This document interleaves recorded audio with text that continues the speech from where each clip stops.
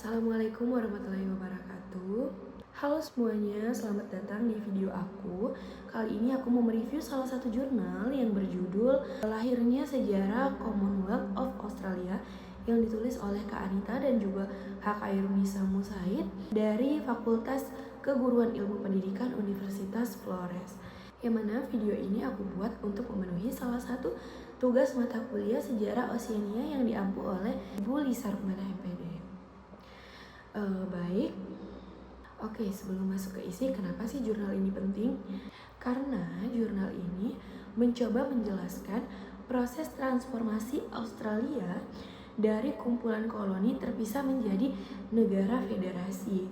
Proses yang melibatkan politik, ekonomi, identitas nasional, dan juga pengaruh kekuatan kolonial Inggris. Jadi ini bukan cuma sejarah politik semata, tapi juga cerita tentang bagaimana identitas suatu bangsa dibangun. Jadi di dalam jurnal ini, penulis menyusun narasi secara kronologis. Ada 5. Yang pertama yaitu latar belakang kolonial abad 18 sampai 19. Kedatangan Inggris, pembentukan koloni atau New South Wales, Victoria, Tasmania, South Australia, Queensland, dan Western Australia. Yang kedua, perkembangan sosial ekonomi, pertumbuhan pertambangan atau emas, perkembangan ekonomi agraris, peningkatan perdagangan antar koloni. Yang ketiga, dorongan federasi, kebutuhan pertahanan bersama, standarisasi tarif dan perdagangan, serta pembentukan identitas yang berbeda dari Inggris.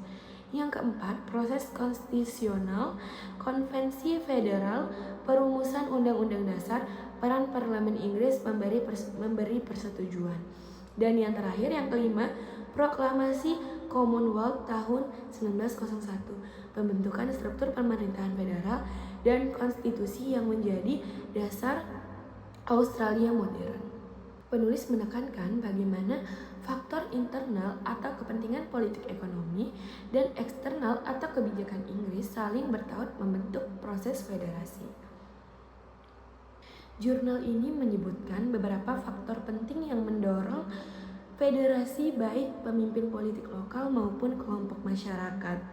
Contoh tokoh yang biasanya muncul dalam konteks ini atau yang dirujuk oleh penulis meliputi gubernur, politisi kolonial, serta kelompok elit yang mengadvokasi persatuan. Penulis juga menyorot peran institusi Inggris dalam memberi legitimasi konstitusi baru. Ada beberapa kekuatan jurnal yang penulis tonjolkan dan bagus untuk membaca. Yang pertama yaitu struktur kronologis yang rapi, memudahkan pembaca memahami proses yang bertahap.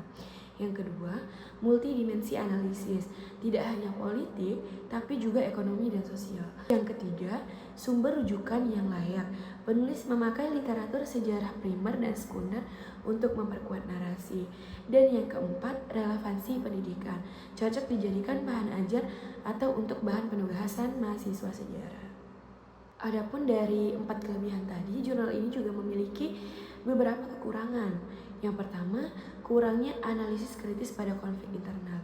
Yang kedua, aspek pribumi atau aborigin yang minim. Dan yang ketiga, sedikit visualisasi dan data kuantitatif. Yang keempat, kurangnya perbandingan komparatif. Oke, baik, mungkin itu aja review jurnal yang bisa aku sampaikan di video kali ini. Aku memohon maaf bila mungkin masih banyak kesalahan dalam aku menyampaikan review jurnal ini. Terima kasih. Wassalamualaikum warahmatullahi wabarakatuh.